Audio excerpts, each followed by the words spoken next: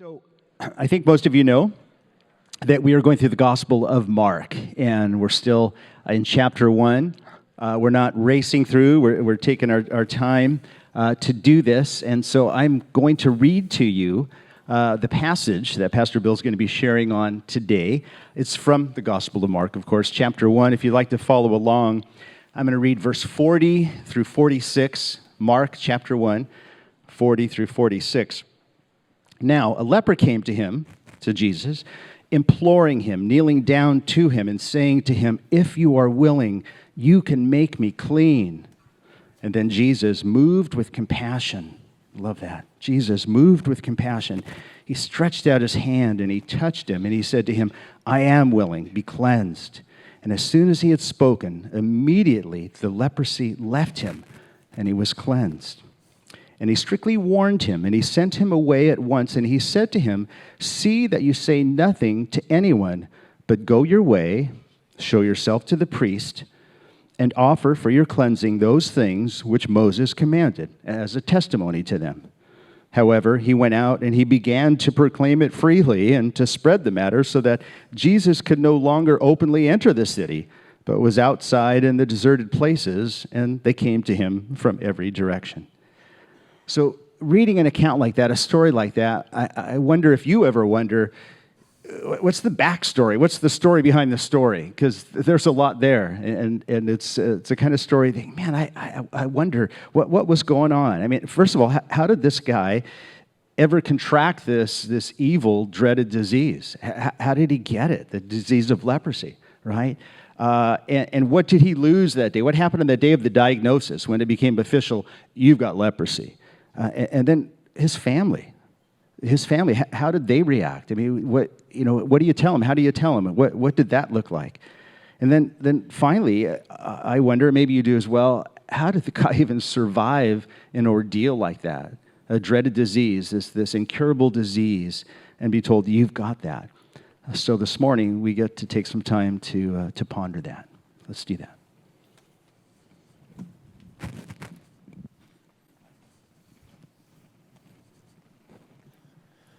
The earth is the Lord's, and the fullness thereof, and the world and everyone who lives in it. Because he established it upon the waters, and he built it upon the seas. But the question is, who will climb the mountain of the Lord? And who will stand in his holy place? Only those who have clean hands and a pure heart. Only they will stand in the mountain of the Lord. Clean hands. Clean hands.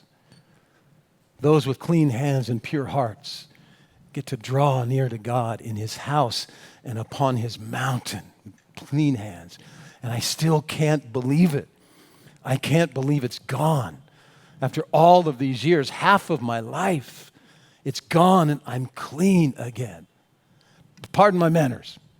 I should have introduced myself to you. But first, let me say to you, Boker Tov. Say that to one another. Turn to someone, look them in the eye, say, Boker Tov. You just said, you owe me 50 shekels. No, you said good morning to your neighbors there. Now turn to them and say, Shalom, Shalom. It's double peace, but it means this. More than anything else, it means all is well. And I must say to you today, all is well in my heart and in my life by the mercy and the grace of God. But all was not always well in my life. I must admit to you, there were days when I wondered what had become of me. You see, I was once a leper. Don't run for the door. Don't run for the door. I said I was a leper. I am no longer a leper. Look at me. I'm clean. Now I know I'm not much to look at, but I'm clean. My hands are clean, and my body has been clean and healed from this leprosy. Can you believe that? If you know anything about leprosy, it's hard to believe, but let me tell you my story. I come from a village just to the east of Jerusalem. Maybe some of you have been there. It's the town of Bethany. And it's perched right at the top of the Mount of Olives. As you go out the west gate of the temple and you climb that steep hill, you will arrive first of all at the town, the little village of Bethany. That's where I was born. That's where I was raised. And today I get to say, yes, that's where I live again. But my name is Moshe. Say that. What is that short for? Well, it's not really shorter. It's just another form of the name Moses. Moses. Yes, I was named after one of the great deliverers of Israel, really the greatest deliverer. He led us out of all those hundreds of years of exile and bondage in Egypt. Moses. Now, I guess my parents had high hopes for me and what I would become, and I'm sorry to say that I sadly disappointed them. I probably never became what they would hope that I would have been, but I started well. I was a good boy. And just like all of you here, good boys and girls, right? You never disobeyed your parents, right? No, we all have. But I was a good boy, and I learned my lessons from my disobedience. And I was good in school, too. When we went away as little boys to learn Hebrew and then to learn the Torah, I did well in Torah class. I did well in Hebrew class. And God blessed me with the ability to learn. And I married very, very well. How many of you would say you married very well? Gentlemen, your hand should be in the air if you're seated by your wife right now. I married very well. Her name is Esther. Yes, another name of one of our great deliverers in Israel. And she became my wife, and God has blessed us. We work very hard. We work hard as a couple. My business is, I guess you could say I'm a bit of a carpenter, but I'm more into crafts and making things out of wood like this. I make staffs and rods for the shepherds. Shepherds come from all over Israel to buy my staffs that are strong and sturdy. And I make walking sticks as well, and many, many other things. But I never knew the day would come when I needed a walking stick, when I needed a staff to lean on because of my weakness that came upon me because of this leprosy. But God has blessed us, and God has prospered us, and we are so grateful for His hand upon our life. And we have a family. And our firstborn, a wonderful boy, his name is Levi. He asks questions all day long. How many of you have children like that? They're never quiet for very long, always asking questions. But he's a wonderful, wonderful boy. And the day came when my wife again was expecting our second child. And the day was coming. We knew that it would be soon, within probably a couple of months. And we decided if this little child was a girl, we would name her Rotem. Say that word, Rotem. And you've just spoken the name of a beautiful flower in Israel. It blooms out in the arid deserts. And it takes that desert and it makes it lovely and beautiful. And we wanted her to have that name, Rotem. But if it was a boy, his name would be Yitzhak. Say Yitzhak.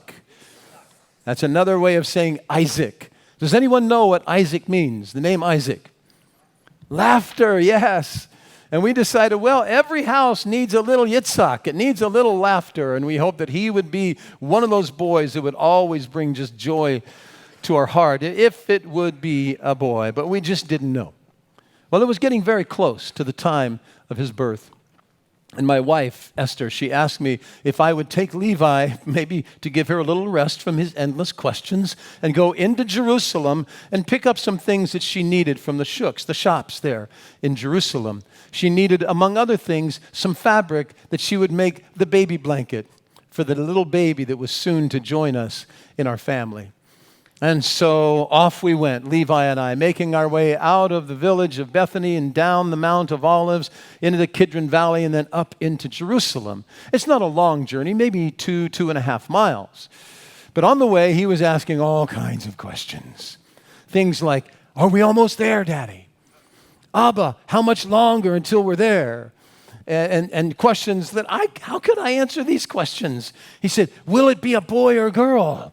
How would I know? Am I Yahweh? I can't. And when will the baby be born? And all I could say was, well, we hope soon he'll join our family, or she will join our family. Either way it was. And maybe I got a little tired of the questions, and I decided, as I told him, those questions, some of them, my son, they're over my head. So I picked him up and I threw him up over my head, say, see if you can find the answers up there. And he come back down. And what did he say after once? Do it again, Abba, do it again. And I did it again and again and again as we walked down the hill. I got a little tired, and so I just spun him around and I put him on my back. And we continued to walk. And suddenly he was quiet. This boy was never quiet, but he was quiet. And he was kind of touching around on my back under my cloak. And he said, Abba, what happened to your back? And I said, well, why? He said, well, you have a sore. Does it hurt? I said, well, no, it doesn't, but I noticed it a few days ago. And I thought maybe I'd scraped my back or bumped it against something in the workshop, but it's nothing, I'm sure. Don't worry about it. But I could tell he was still worried. So we went on into Jerusalem. We picked up all the things we needed, and we made our way back up to Bethany and back to our home. And when I got there, I asked Esther, I said, my dear, would you take a look at this little thing that's on my back? Levi saw it today, and he seems a little worried. I don't know. I said, maybe I bumped something in the workshop. And she said, of course. And so I dropped my cloak so she could see it. And all she said was, oh, my, Moshe. That doesn't look like a bump or a scrape. That's an open sore. And you must have a priest look at that and examine that to make sure that it's not. And she started to say the word. I said, don't say that word in our home. Don't use that word in our home, please. But she kept after me day after day. Is it getting any better? Well, it wasn't getting any better. And she begged me, please go have the priest look at it.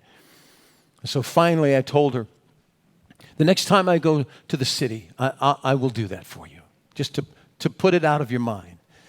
And so I went into the city about a week later, and I knew what I needed to do.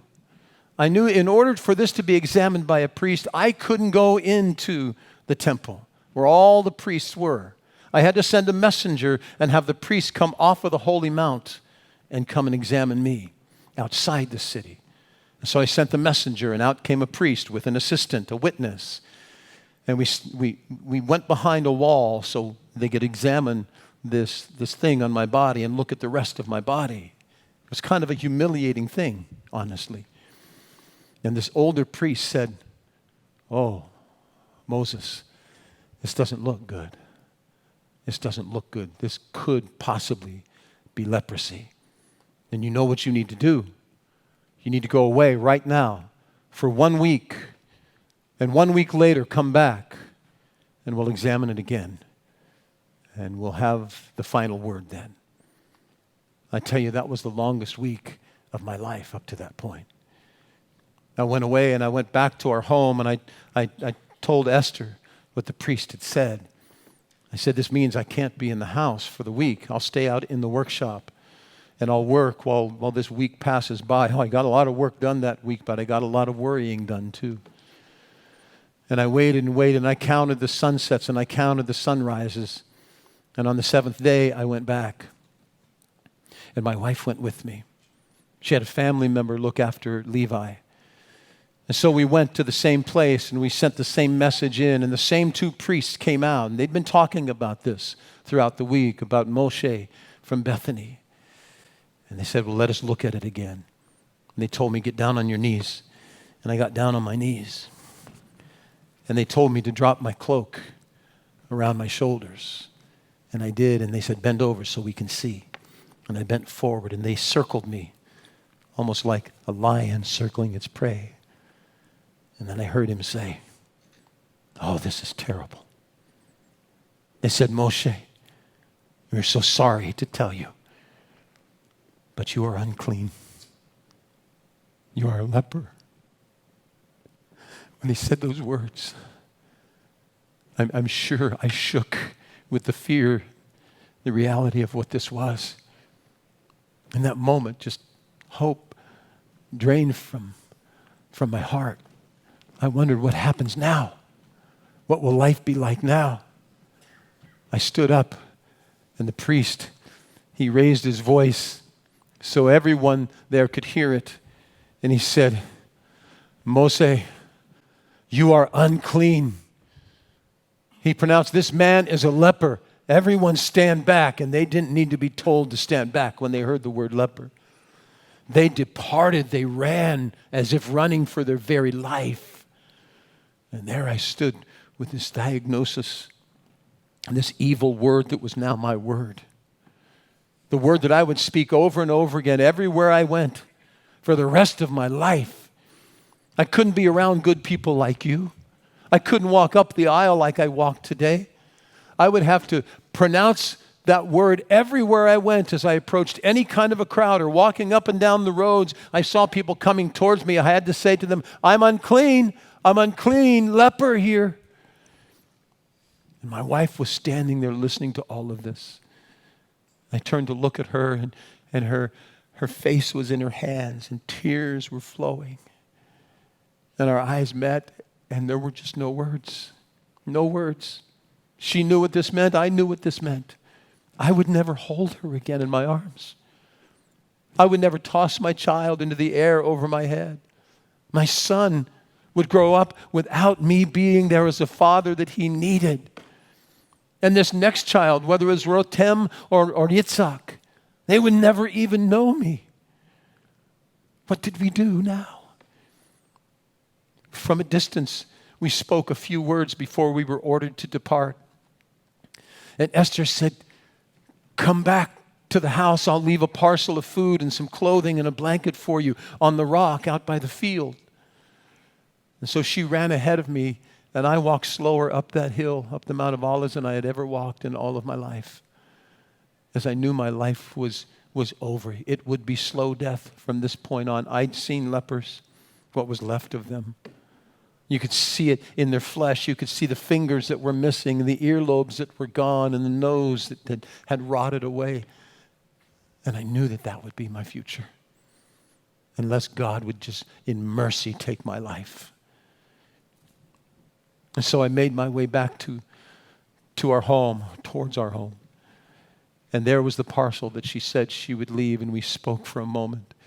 I said, oh, my dear, I'm so sorry. I have no idea how this could have happened to us. And then Levi came running out of the house towards me. When he saw me, he said, Abba, Abba. And Esther grabbed his arm as he was passing by her. She said, no, Levi, you can't see your father now. I'll explain to you later. How would she explain to him? And that's what it was like for the next week and a half to 2 weeks. I was a father from a distance. I was a husband from a distance. And I wondered, well, where do I go now? I couldn't stay here. I couldn't put them through the agony of watching my life slowly end. And I decided, I just need to go. I just need to go. I'll go north, and I'll go west, and I'll go east, but I just have to go. I can't stay. This isn't fair to put them through this. And so the next day, I told that to Esther from a distance, and she wept, and I wept. And I told her, I will pray for you every day, and I will love you with all of my heart as long as I live. But in kindness to you and Levi and this next child, I must go. And I spoke a blessing over them.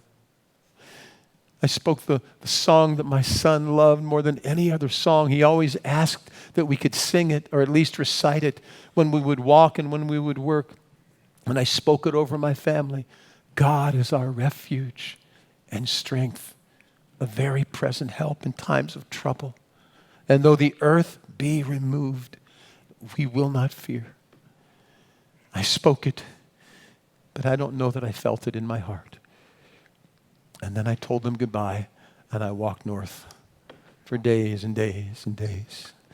And then I walked west to the Great Sea.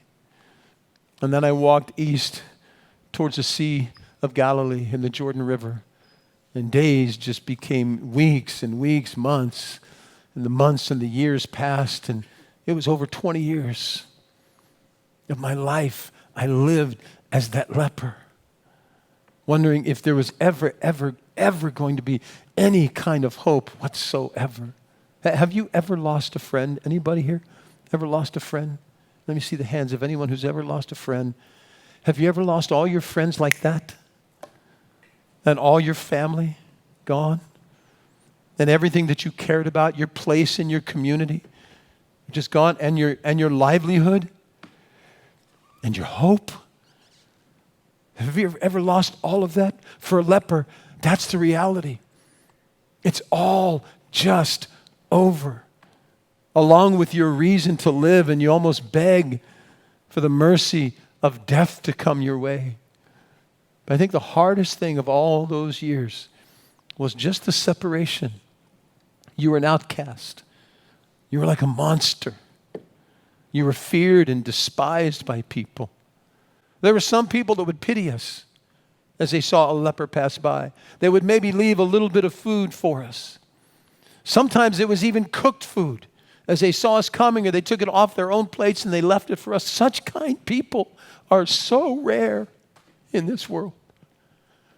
Some people would throw coins at us, which was much nicer than those who throw stones at us. But there were those that were generous and those that were kind. But there were no more friends.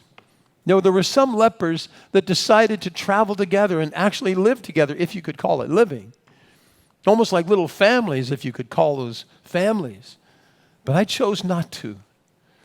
I just couldn't sit at night around an open campfire and look across that campfire at what I was becoming. I didn't want to be reminded about how I looked. I avoided anything that was like a mirror or a reflection.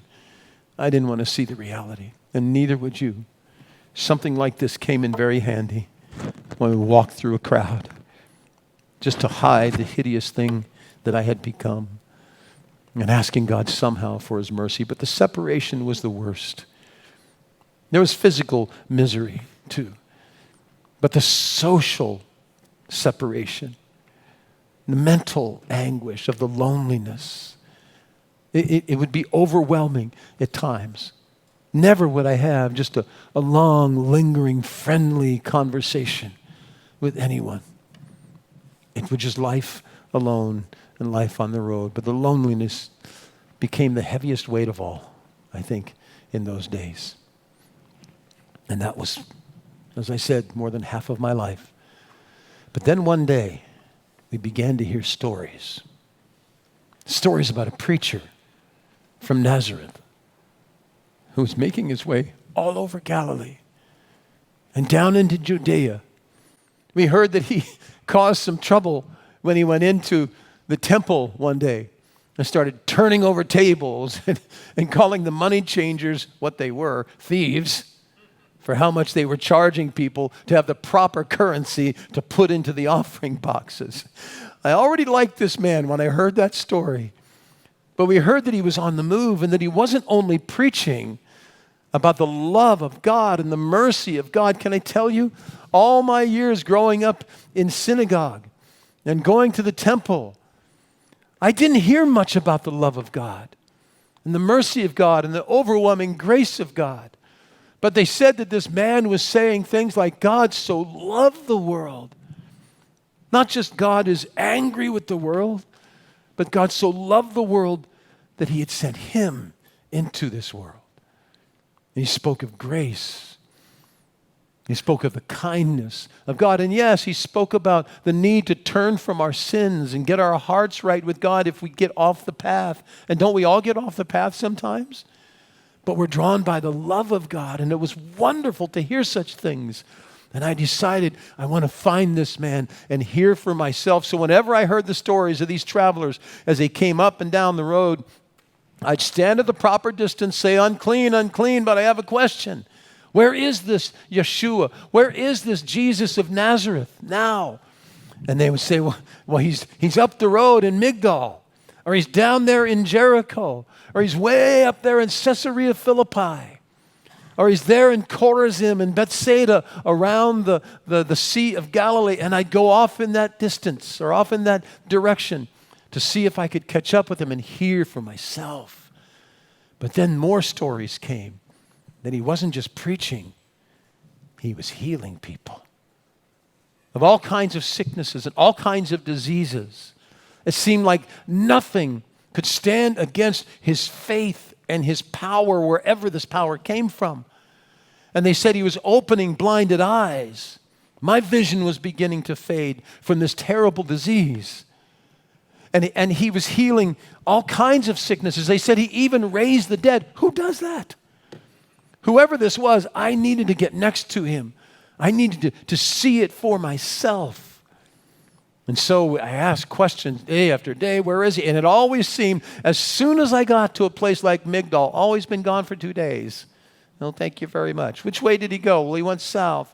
Then we'd hear he was in Jericho. You know how far Jericho is from Migdal? It's like 70 miles. And here's the pace if you're a leper in the later stages of the disease. Yeah, see you in a minute. I'll be right behind you. And it takes you days and days to get there. And always whenever we got there, oh, he's been gone for 3 days, maybe a week. And then we were back up in Galilee. There's a couple of lepers in this little group just traveling north, and I walked with them for a while, but I never camped with them. And we heard the travelers coming south as we were getting close to the Sea of Galilee. They said, oh, wasn't it marvelous? Wasn't it marvelous? And he healed, and we heard and I said, you're speaking of Yeshua, aren't you? I said, where is he? He said, he's in Capernaum, and he's healing people there, and he's preaching there, but he won't have anything to do with you. You're a leper. You might as well not waste your time. He won't touch you. He would never touch someone like you. And off they went without casting a blessing upon us. And so I said to myself, I'm going to Capernaum. The other guys, they said, no, we're going south. Enough of this. And so I made my way north several more miles to the outskirts of Capernaum, and people were still coming down the road speaking about Yeshua and what he had just done. And I spoke to them from a distance again. I said, pardon me, unclean here, but where? Where is he? They said, well, he's just, and they told me there along the coast where he was, just on the south of Capernaum. And as I got near to that spot, I could see a small band of people coming my way. And all of them listening to this one that was right in the middle of that pack of people. And he was teaching them and talking to them. And I called out to them from a distance, and I said, pardon me, I'm unclean, but I'm looking for Yeshua of Nazareth. Do you know where he is? And the one in the middle said, that's me. That's me. And I got down on my knees. I got as close as I dared get to him. And I found myself on my knees before him. And I said, I've heard of you. And I know that if you're willing, you can make me clean. I know you can do this. And the next thing he did, I didn't expect. He started walking towards me. No one had ever walked towards me when they knew what I was. For all of these years, he walked towards me. And his disciples seemed frightened, concerned. They reached out to grab him and said, Jesus, no. And he turned around and he calmed them down. He said, enough. And he turned and he walked towards me. And when he got right before me, I said it again. I said, I know, Jesus, that if you're willing, you can take this leprosy away. You can cleanse me if you're willing. And he reached out his hands. He did something nobody that wasn't a leper had done to me for over 20 years. He touched me on purpose. He touched my shoulders so gently. But then he gripped my shoulders and he said, willing? Willing? Of course I'm willing. And as he held me, he said, be clean. Be clean. It's gone. My eyes were closed, but I could feel the warmth in my body. I could feel in my fingers. And as I rubbed them together, I suddenly realized there's too many fingers there. I had only 2 fingers left on this hand and half of a thumb. And I looked, and 1, 2, 3, 4, they all were there. And the same on the other hand, and I could feel this tingling all through my body. And I began to look at the places where there were open sores and up my arms and feeling around behind my neck where all of this started, and it was gone. I couldn't believe it. It was gone.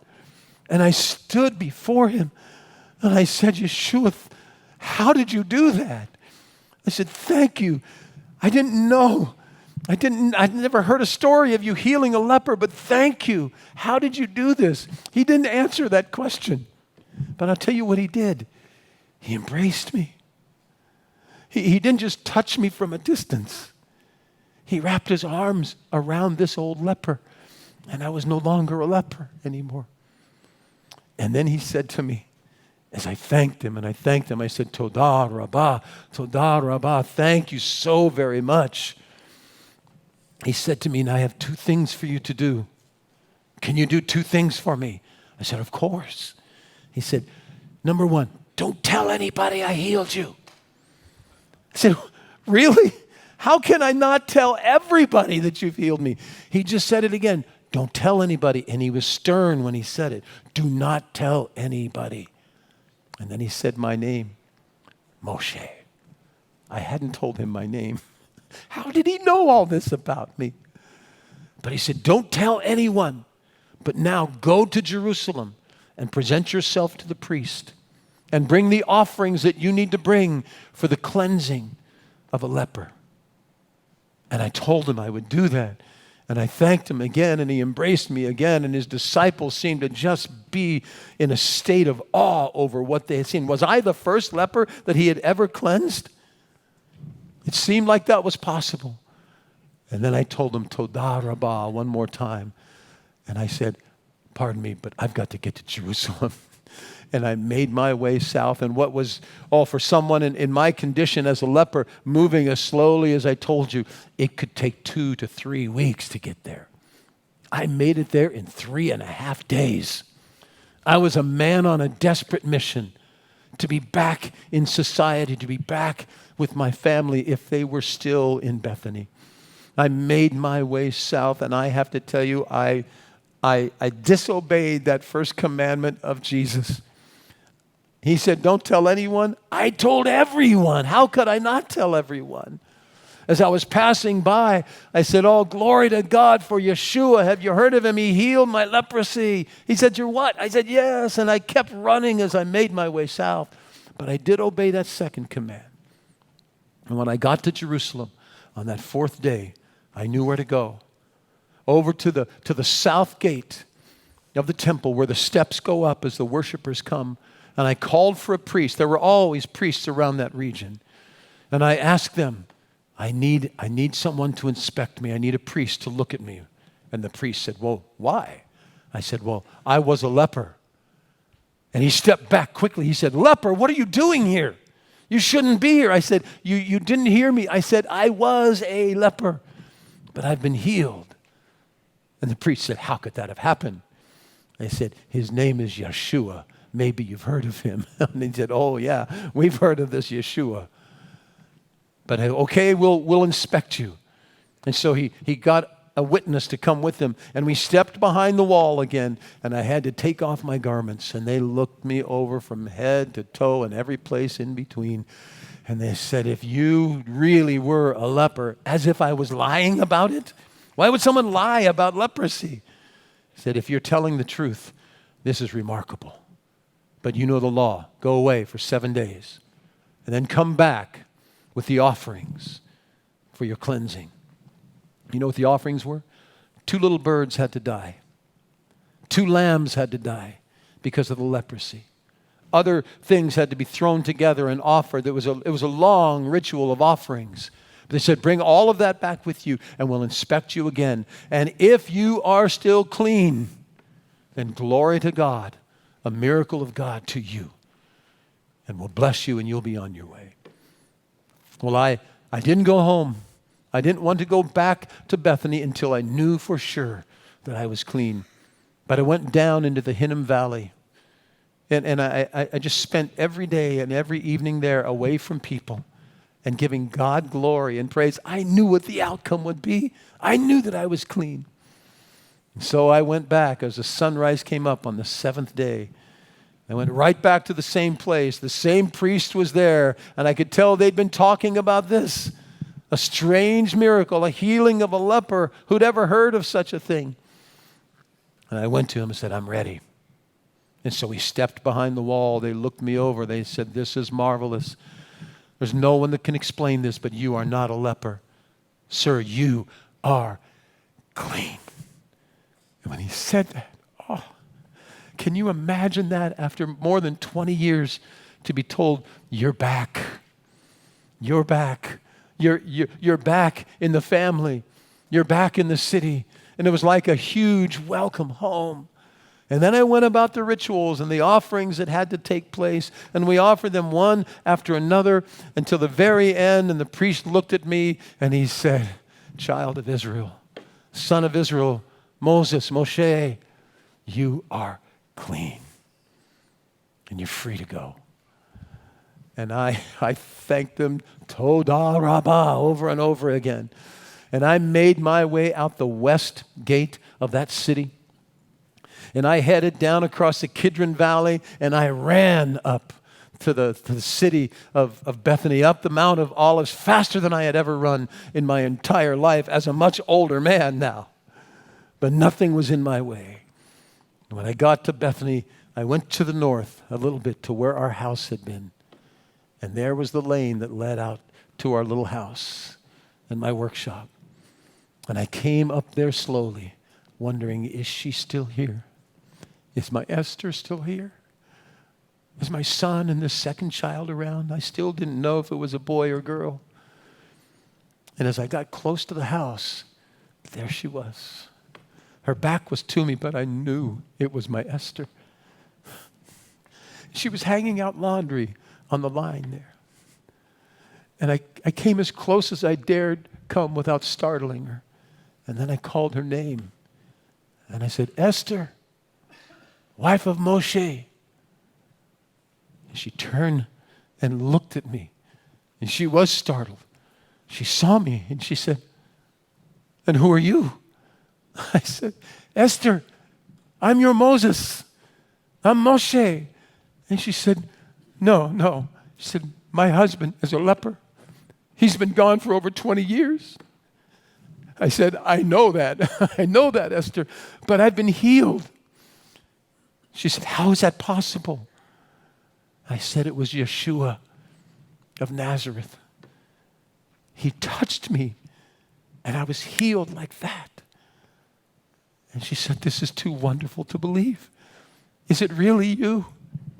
I said, yes, it's really me. We have a son. His name is Levi. You were expecting another baby when I had to leave because of the leprosy. And I don't know if it's Rotem, and I don't know if it's Yitzhak. But we have those two children. And she looked at me, and she said, it's Yitzhak. It's Yitzhak. It's Isaac. She said, my dear, it's you. And she ran to me, and we fell into each other's arms, and we embraced, and we wept tears of joy and gladness, and we thanked God. And we just turned in circles. It was like couple of old people dancing there.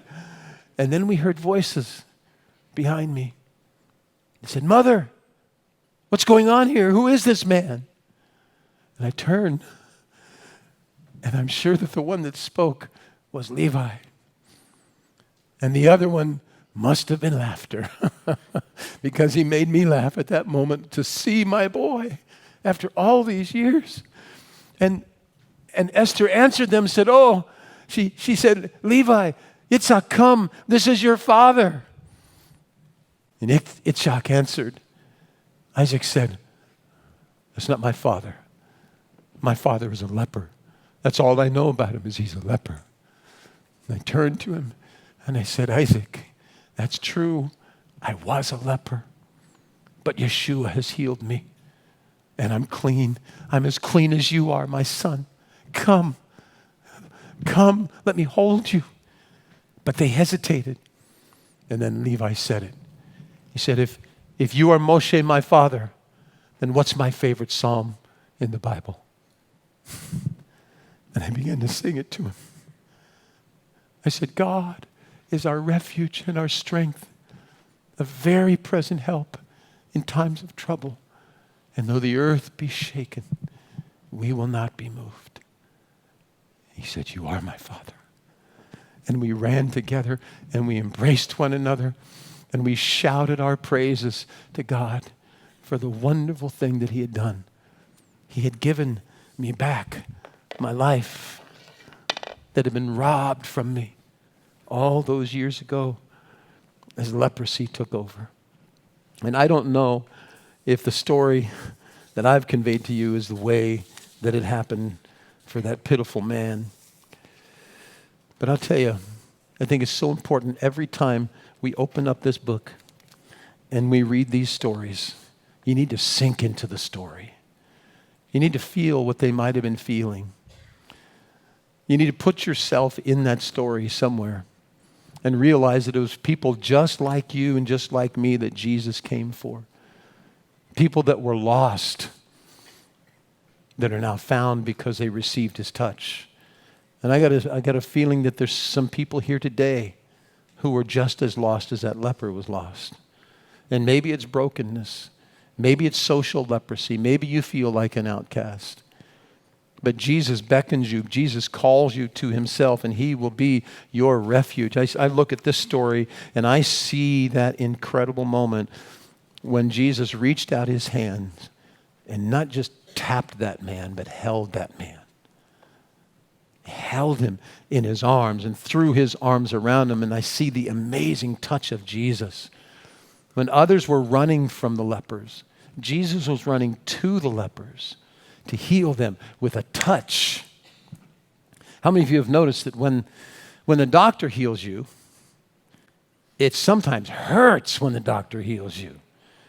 The doctor says, now you're going to feel a little pinch here, or you're going to feel a little pressure here. This might hurt just a little bit. And my good friend Derek over here, he and his wife are both very gifted physical therapists. He's working on my Achilles heel on my left foot. And I was on the table the other day, and I think he had like a sledgehammer he was beating it with. No, he was just rubbing into it. And I haven't hurt that much in years, maybe in decades, but I walked out of there feeling better.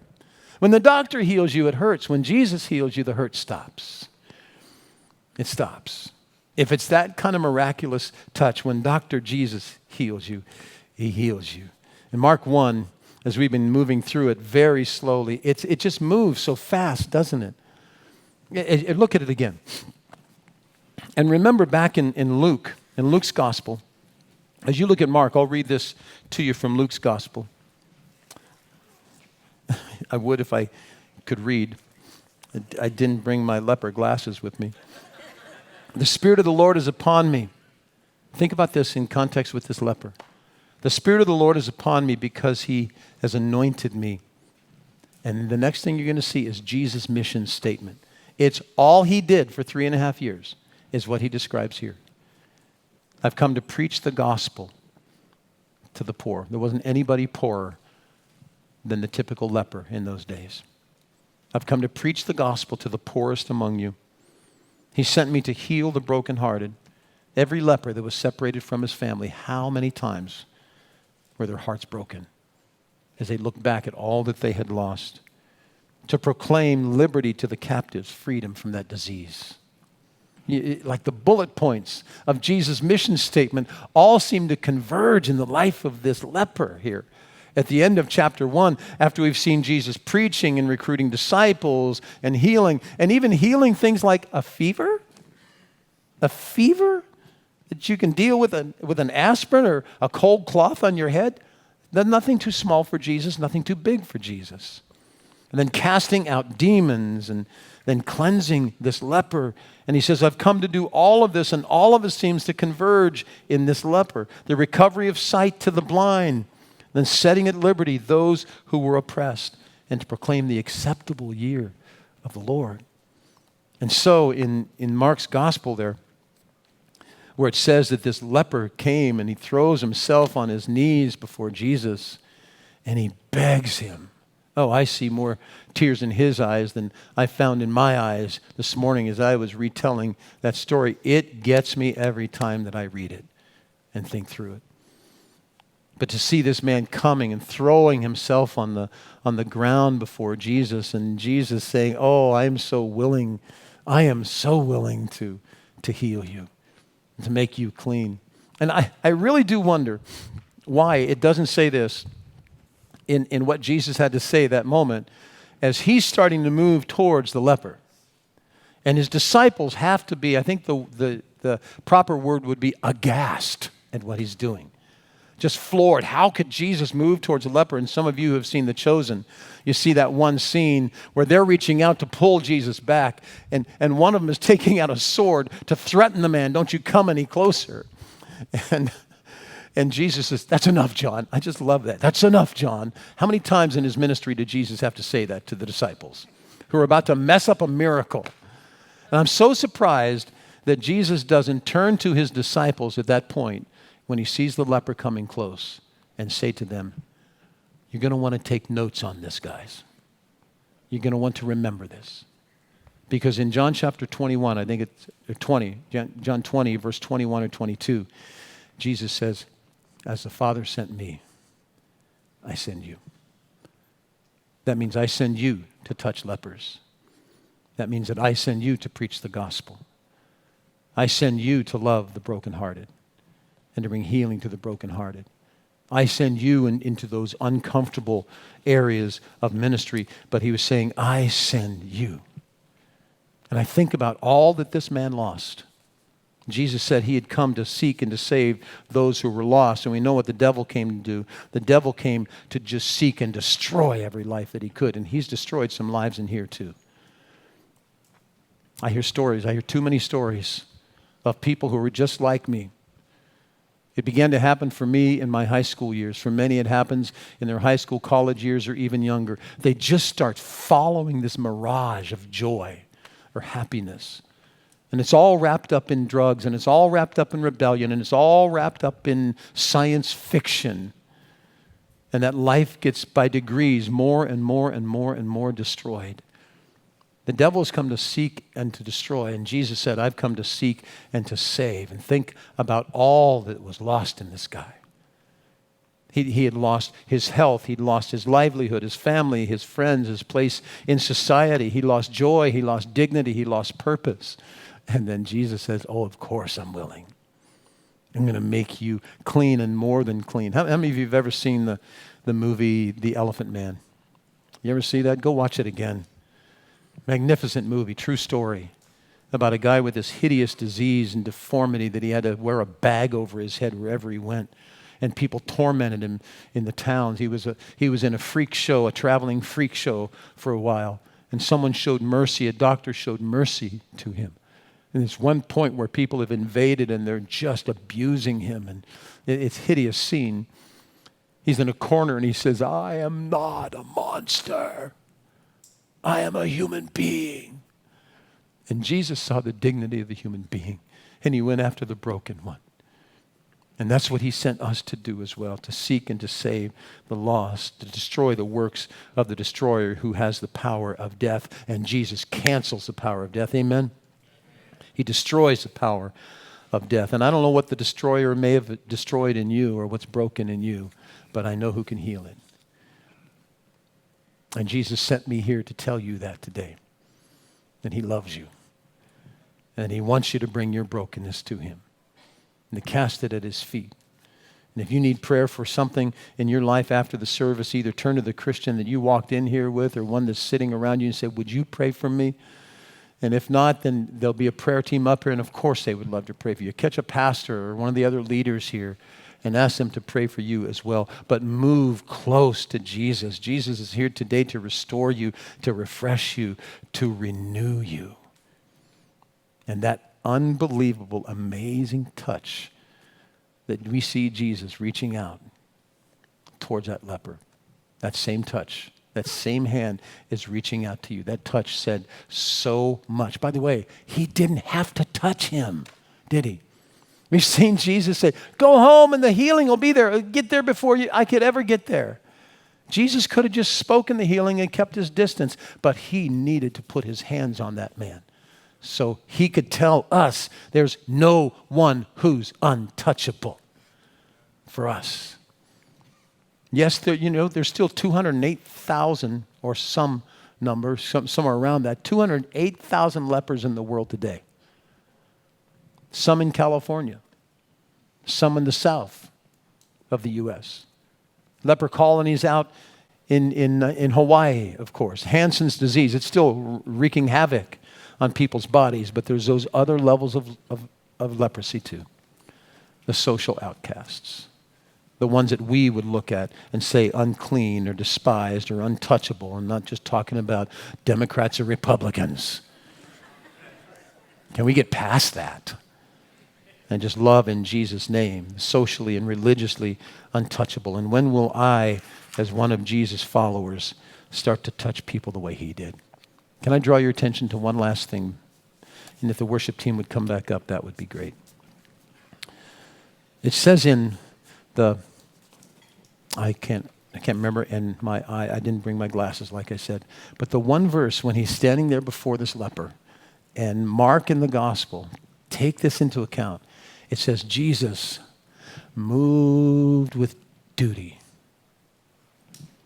moved with guilt, moved with compassion. It was love that moved him. The reason I want to enunciate that, I've heard over 51 years as a follower of Jesus, pastors preach that Jesus did these miracles just to prove that he was the Messiah. Well, it did prove that he was the Messiah, but the Bible never says it quite like that. It says over and over, moved with love, moved with compassion. What you're seeing there is Jesus loving a leper, loving and untouchable. And what I pray that Orange County will see, and wherever you happen to be, wherever you're watching from today, hey, I know that place right there. I've been in that place in Israel. But wherever you are right now, you need to know this, that Jesus loves you more than you think he does. He loves you perfectly. He won't stop loving you. And so I beg you, I know it sounds very folksy, but I beg you, love him back. Just start loving him back. Thank him for his death on the cross for you. And throw the rest of your life into his hand. And let him cleanse whatever's broken, heal whatever's broken, restore whatever is broken in you. And go live a free life. Now here's what's interesting. You better start playing or I'll keep talking too long. But Jesus told the leper, what was the first commandment? Don't tell anyone. Who did he tell? Everyone. I recall Jesus saying to us, tell everyone. What do? We typically tell no one. We tell very few. So if Jesus had put it this way, before he ascended into heaven, go into all the world and don't tell anyone, maybe we would be telling everyone. So if you need to act in rebellion, then flip the commandment, but let's go tell everyone that Jesus is real. Somebody's going to be in your path today. Don't you pass by them without dropping into their heart the truth of God's love somehow. I told a guy on the beach, a fisherman that I've gotten to know down on the beach. His name is Henry. He's a Vietnamese man. I said something to him about, I can't remember what it was, but he says, oh, you know how old I am? I said, no. He said, I'm 76. I said, no way you're not 76. You're like 46 maybe. But I told him, I know that Jesus brought me here today, Henry, to tell you that he loves you. He got a big smile on his face when I told him that. Why don't you try that today? Somehow cast the love of God on somebody. Let's stand together and let's bless the Lord. But Father in heaven, I thank you for the glory of the truth of the gospel. And I thank you how we see the gospel played out in the healing of this desperate, pitiful leper, that you found him, Lord. And thank you for touching him. Thank you for touching us, God. And I pray that hearts right now would open up and individual prayers would be lifted to you. Oh, Jesus, save me, forgive me, cleanse my heart. The rest of my life is yours. So, Lord, receive those who come to you today and put their faith in you and you alone. Thank you for dying for our sins, Lord, and cleansing us of the darkness. In Jesus' name, amen. And may the Lord bless you and keep you and use you as you take his love into this world. Let's sing.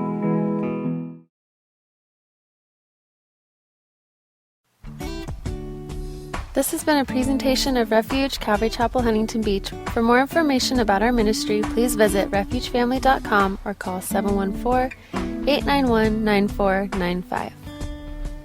Set free.